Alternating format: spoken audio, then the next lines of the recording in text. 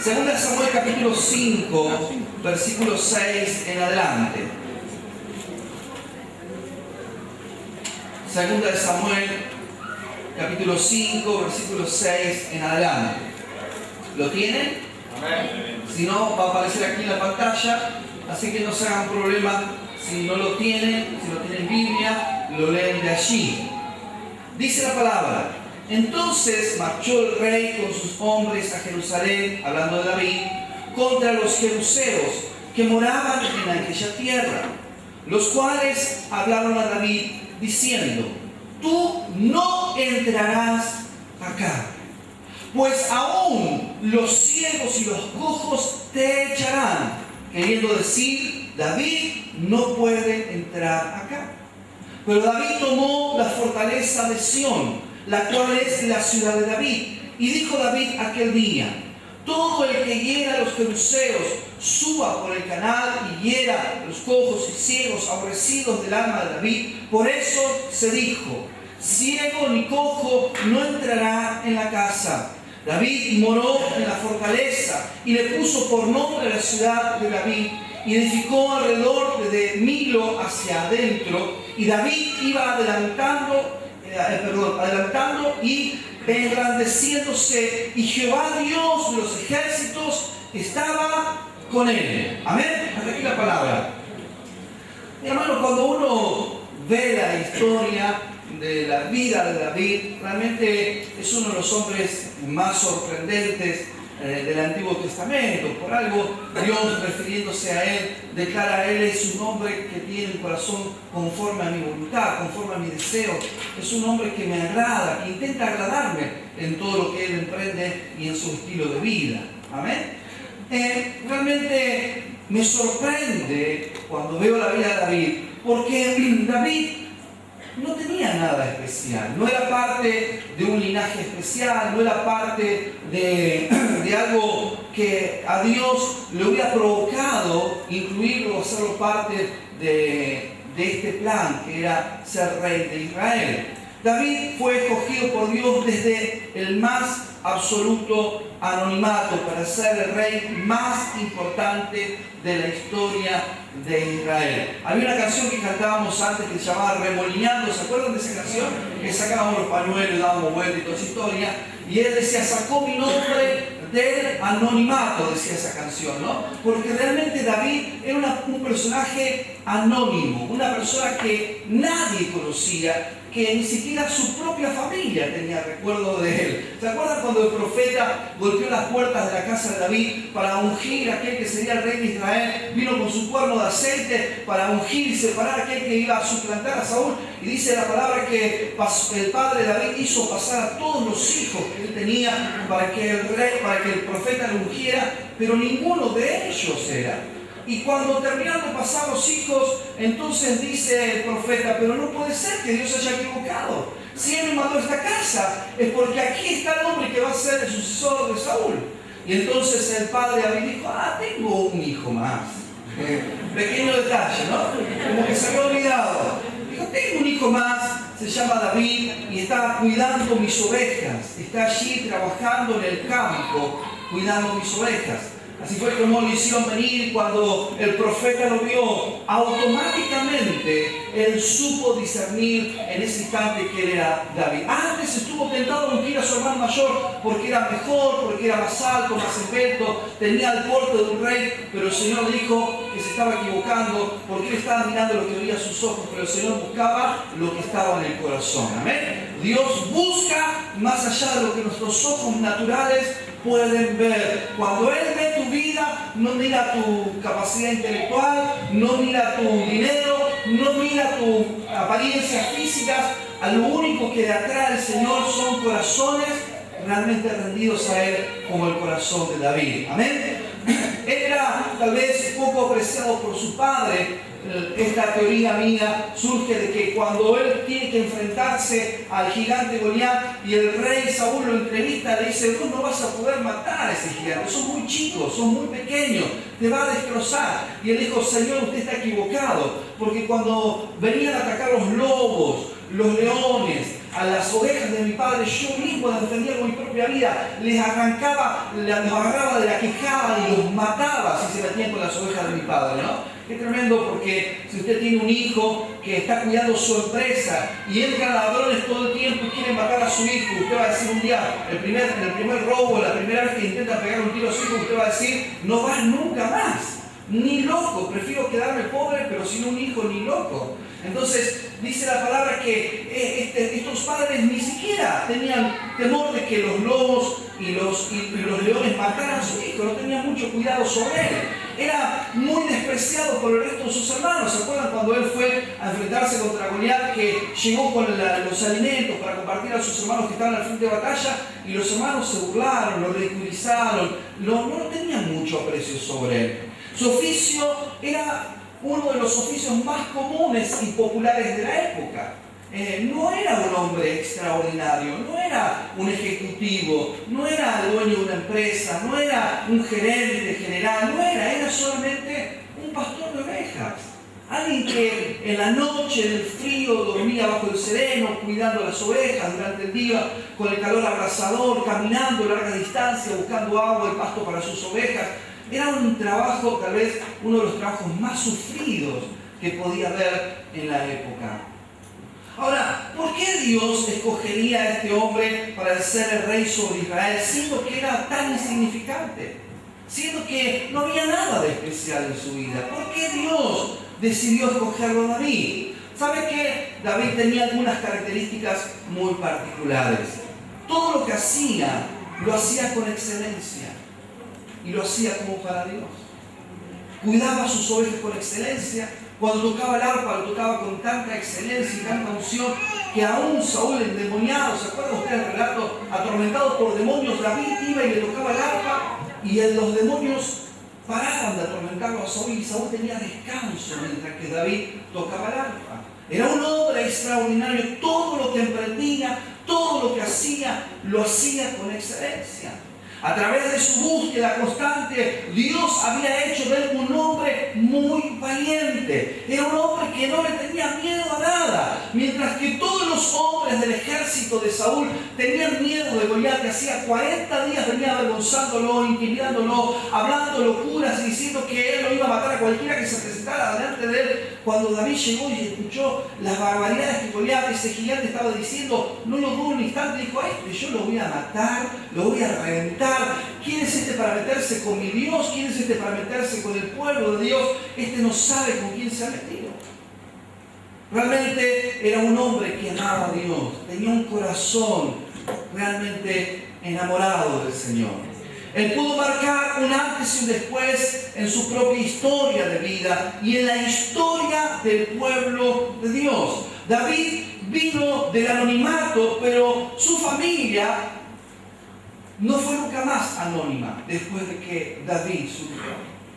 David apareció en la escena en una de las etapas más tristes y dolorosas del pueblo de Dios, donde un rey corrupto había llevado a la nación entera a cultos extraños, a hechicería, a consultar a los videntes. David surge de allí para marcar la historia, y en toda la historia de la humanidad no hubo rey como David, no hubo.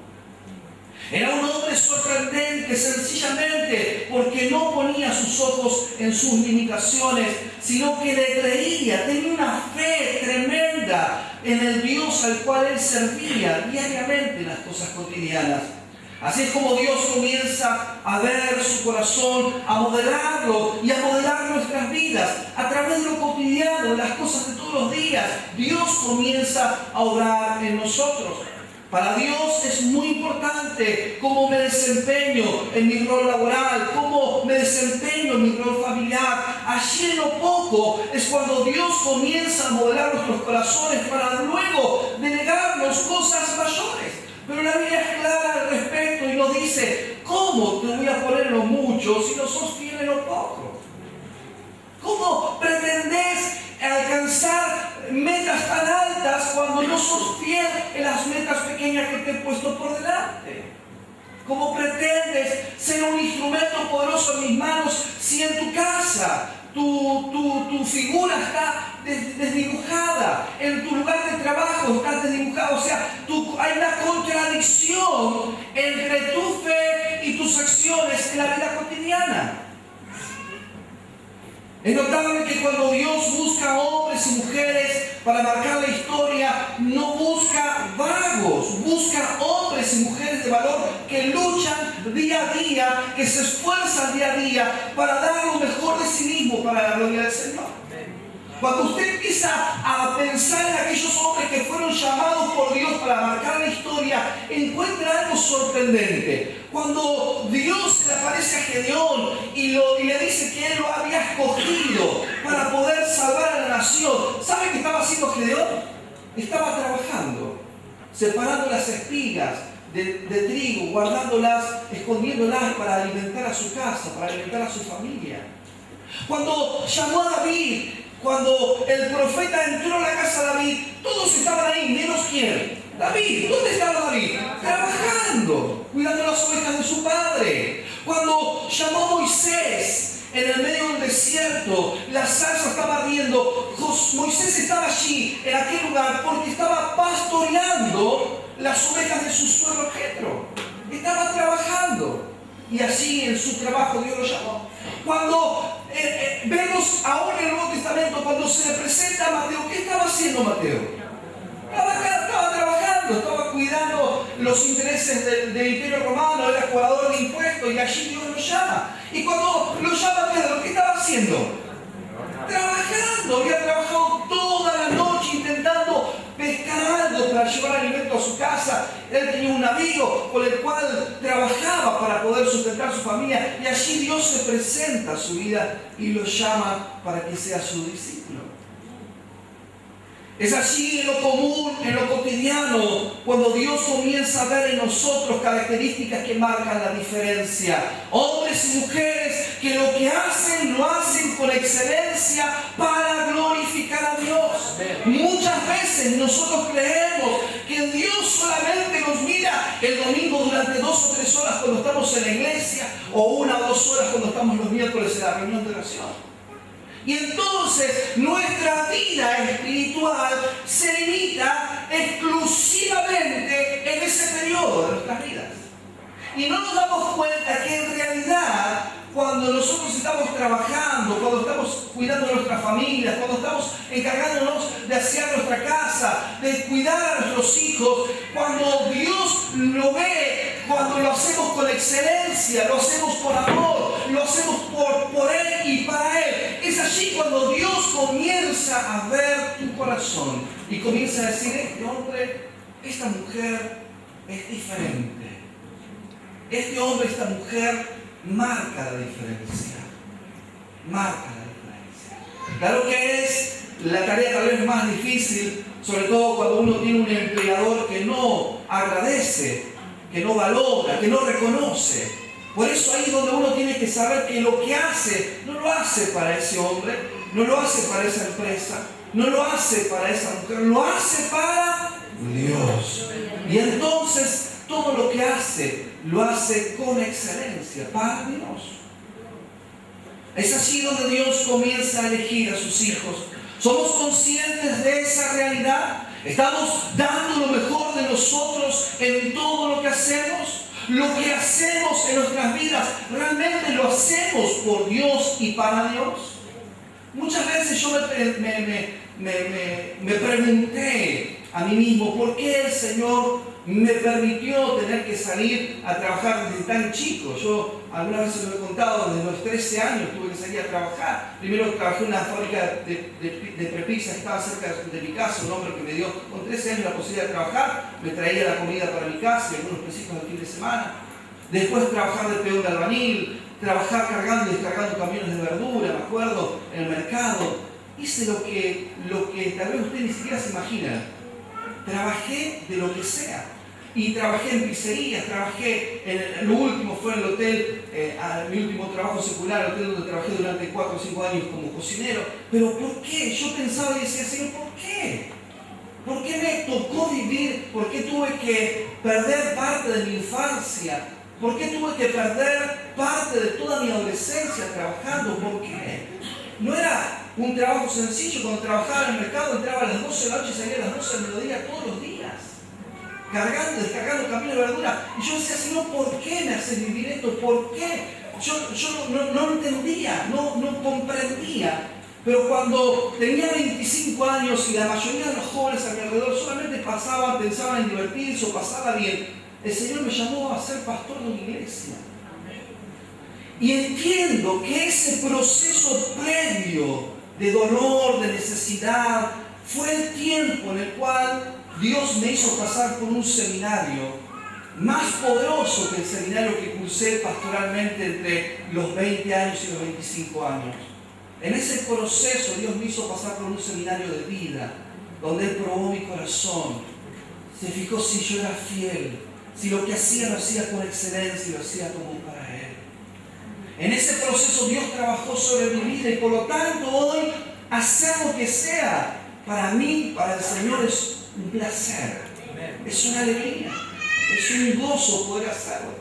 Ayer tuve la oportunidad de compartir la palabra con los hermanos de la Blanquita. Allí tuve la oportunidad de llevar la palabra. Les pido que estén orando porque el sábado y el domingo que viene por la tarde voy a estar llevando la palabra a José Paz. Estaban haciendo una campaña evangelística allí.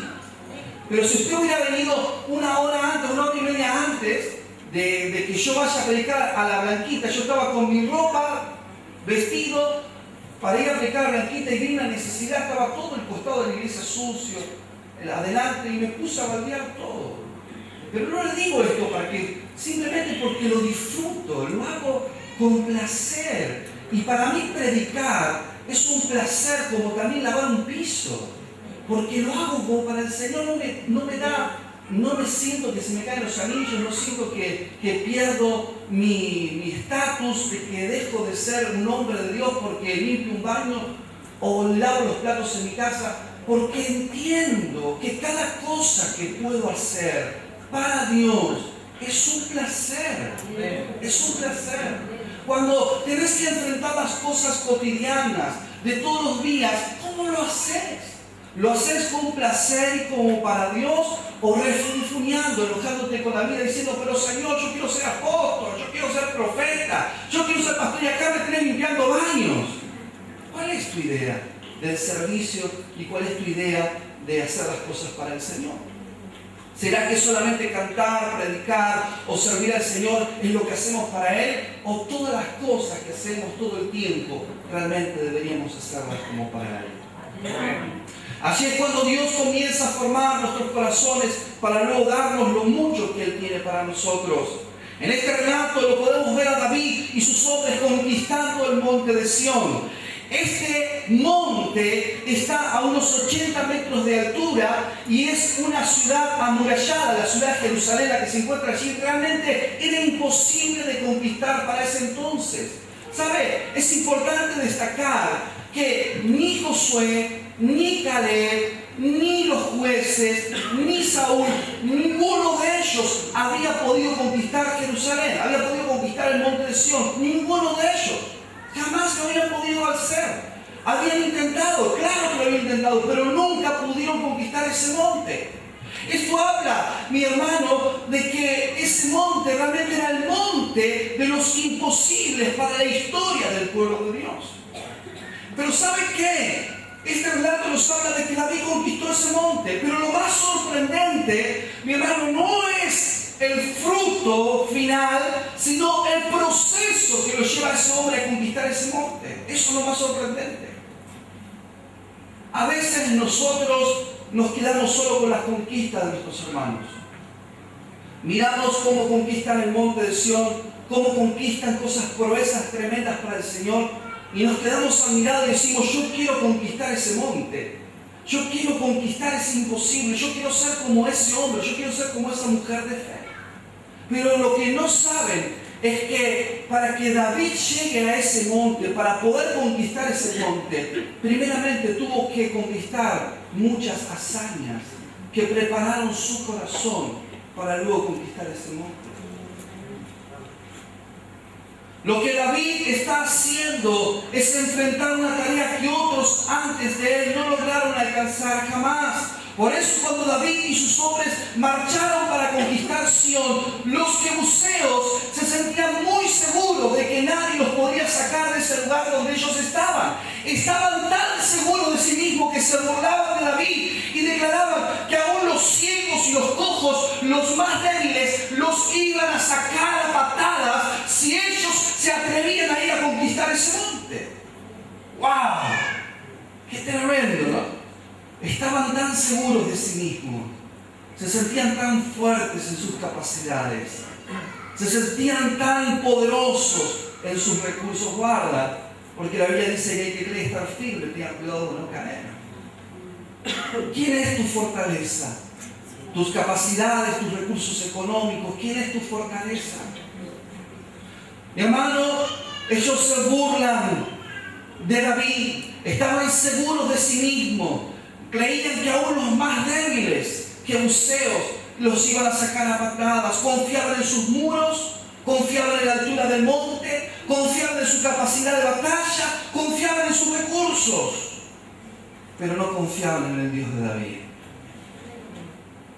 Esta es la estrategia más usada por el diablo: desprestigiarte, burlarse de vos, de tus ideas, hacerte ver tu debilidad. Cuando Dios pone un desafío en tu vida, cuando Dios te llama a algo que hasta aquí fue imposible alcanzar para vos, el diablo va a venir y te va a decir: pero vos te crees que lo vas a lograr.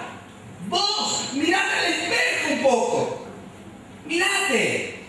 Mira tu realidad, mira tu pasado, mira de la familia donde venís. Mira, vos estás loco si tan solo pensás de que vas a poder hacer algo especial para Dios. Así se burlaban Tobías y Sanballat de Nehemías y los que reedificaban los muros. Así se burlaban de Jesús los fariseos. Así se burlaban de los discípulos, aquellos que eran parte del imperio romano. Pero aquellos que un día se burlaron, luego quedaron con la boca abierta de ver que aquellos que confían en el Señor nunca jamás serán avergonzados. Alabado sea el Señor.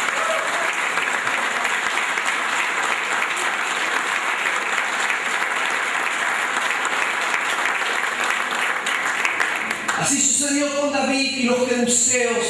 De la misma manera sucederá en nuestras vidas si nosotros decidimos creerle a Dios y no a las mentiras del diablo. El diablo intentará hacerte ver tu debilidad, intentará hacerte ver que tu coraje y osadía no es más que un acto de locura. No pierdas el tiempo, son todas palabrerías. No inviertas tiempo en Dios, no busques en Él la salida, no la vas a encontrar. Si vos no lo haces por vos, nadie lo puede hacer. Nadie había logrado ocupar Sión porque era una fortaleza naturalmente impenetrable. Sin embargo, David no se fija si los demás lo habían logrado antes. Como cuando se enfrentó a Goliat, no le importó que hacía 40 días estaba avergonzando a todo el ejército de Israel y nadie se atrevía a enfrentarlo.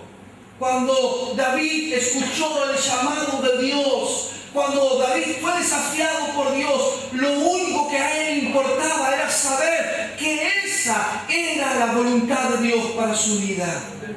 No me importa que hasta aquí nadie lo haya hecho. No me importa que hasta aquí nadie lo haya logrado. No me importa que hasta aquí nadie en una situación como la mía haya alcanzado algo tan alto o tan maravilloso para el Señor. No me importa lo que los demás puedan decir. Yo decido creerle al Señor. Yo decido creer la palabra del Señor. Yo decido caminar con fe en dirección a la promesa de Dios para mi vida. David había enfrentado grandes amenazas a lo largo de toda su vida. Su confianza era que cuando su papá lo mandaba a cuidar las ovejas, las defendía con su propia vida. Y si tenía que matar un oso o un león con sus propias manos, lo hacía. Su confianza estaba en que él tenía un Dios poderoso. David tenía fe de que él podía conquistar Sión, porque hasta aquí Dios siempre lo había sostenido. Sin importar cuán grande era el desafío, Dios siempre le había dado la victoria. David había enfrentado también duras persecuciones de Saúl por sus celos. Había vivido una cueva, hacinado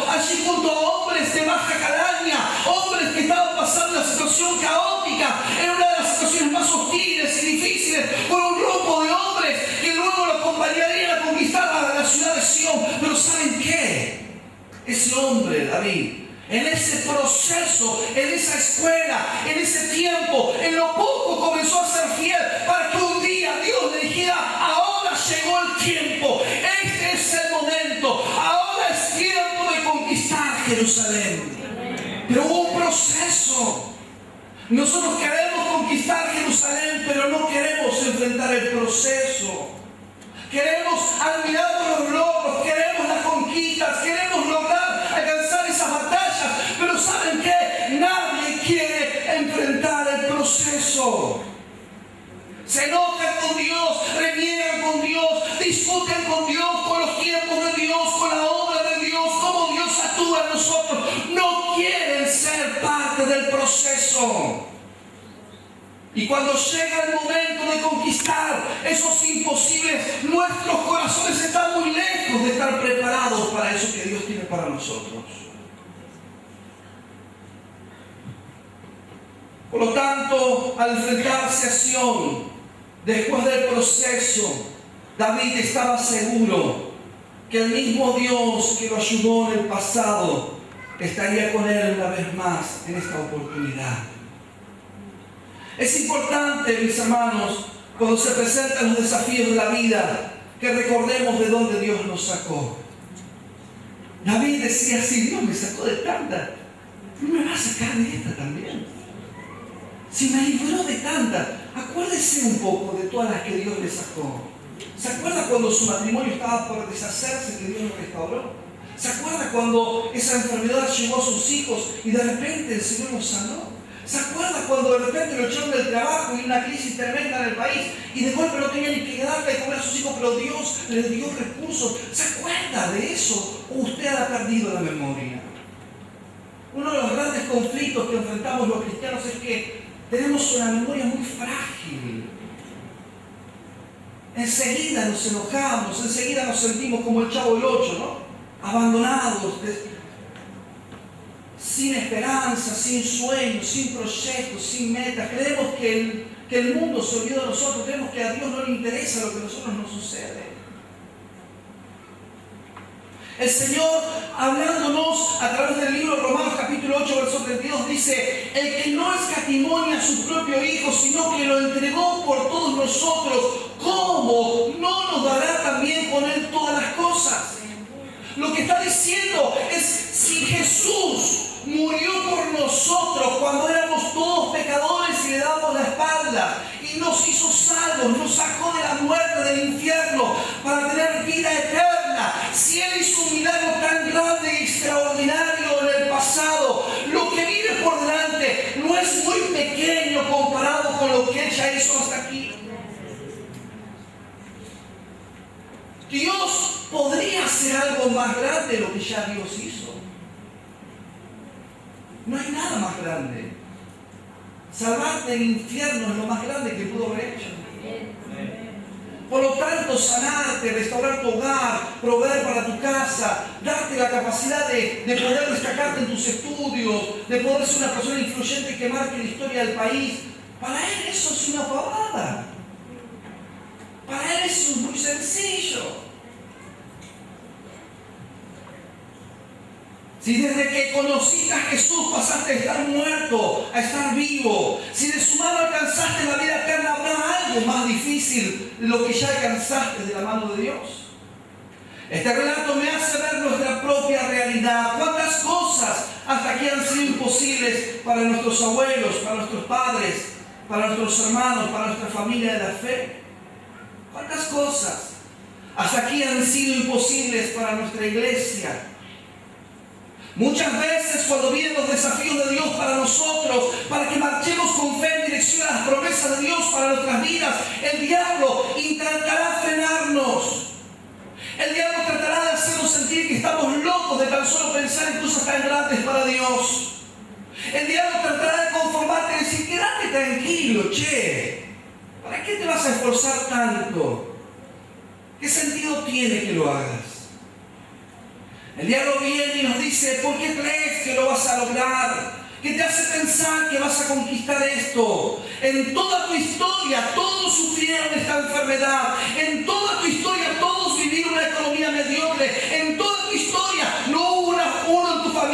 en esta cara y ahora venís vos a querer hacerlo? ¿Qué es esto de estar creyendo al Señor, de estar teniendo esos pensamientos de locura, de que vas a conquistar tu familia, bendecir tu barrio, bendecir tu lugar de trabajo? ¿Qué es eso que estás pensando?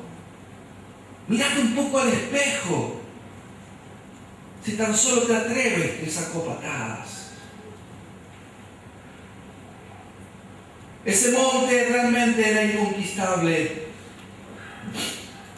Tal vez para tus padres, tal vez para tus hermanos, tal vez para tus abuelos, tal vez para los hermanos de tu iglesia. Pero lo que para todo el mundo ha sido imposible está aquí. Si le crees al Señor, será posible en tu vida. Amén. Amén.